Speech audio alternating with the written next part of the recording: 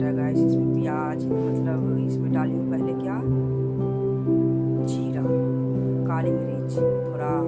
मिर्ची,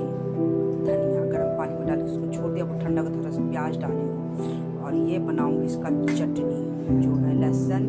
हरी मिर्ची, मूँगफली, और ये थोड़ा प्याज काट के रखी हूँ, आधा टुकड़ा नींबू भी डालूँगी। अब ये सबको डालूँगी पहले थोड़ा सा, ये अभी मूँगफली फ्राई भूनी हूँ ना, तब थोड़ा गर्म